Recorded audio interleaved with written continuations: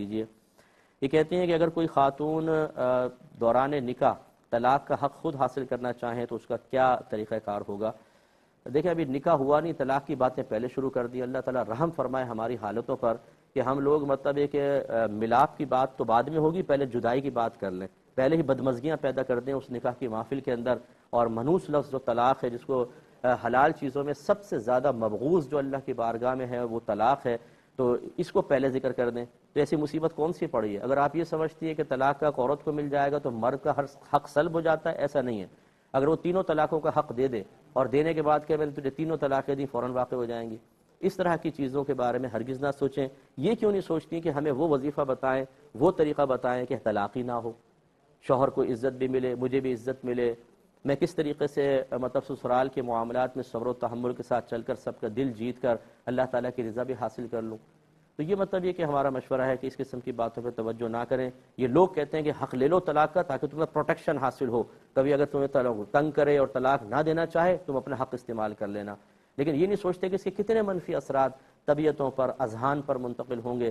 بعض اوقات تو شوہر ضد میں آ جاتے ہیں لڑکے والے کہ اچھا طلاق کا انہوں نے حق مانگا ہے، وہ پہلے سے غصے میں آ جاتے ہیں، بعد میں جا کر پھر اور تنگ کر کے طلاق دے دیتے ہیں۔ تو اس قسم کی باتیں نہ کریں۔ بہرحال تفویض طلاق کا مسئلہ یہ ہوتا ہے کہ اگر شوہر چاہے تو اپنی مرضی سے اپنی بیوی کو طلاق کا حق دے سکتا ہے۔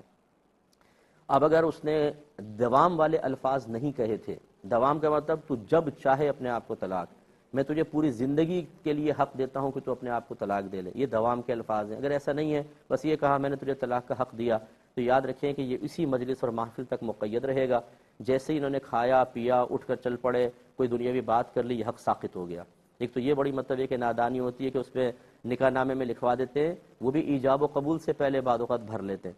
ایجاب و قبول سے پہلے اگر بھر لیں گے تو یہ تو پھر تفویض بھی نہیں ہوگی، کیونکہ ابھی تو میاں ہی نہیں بنا، تفویض کیا کرے گا؟ اور اگر بالفرض مطلب شوہر کے قبول سے پہلے کیا تو ضائع، اور قبول کے بعد بھی کیا اور دوام والے الفاظ نہیں لکھے ہیں تو جیسی وہ نکاح کی مجلس ختم ہوگی یہ حق ساقط ہو جائے گا۔ تو اس لیے اگر فرض کر لیں بہت زیادہ شوق ہو رہا ہو کسی کو کہ بھی ہمیں حق طلاق تفویض کیا جائے، تو اس کا طریقہ پھر یہ ہوگا کہ ایسے الفاظ لکھوائیں، وہ بھی ایجاب کے بعد، کہ میں حق دیتا ہوں اپنی زوجہ کو طلاق دینے کا حق دیتا ہوں کہ پوری زندگی میں جب چاہے اپنے آپ کو 1 یا 2 یا 3 جتنا حق دینا چاہیں طلاق دے سکتی ہے۔ لیکن جیسے میں نے پہلے کہا کہ اس کا مطلب یہ نہیں ہے کہ شوہر سے حق طلاق ساقط ہو گیا، یہ جب طلاق دے گا طلاق دے سکتا ہے، واقع ہوگی۔ ایک انہوں نے پوچھا ہے کہ حدود حرم کا تعین کیسے کریں؟ دیکھیں آپ نہیں کر سکتے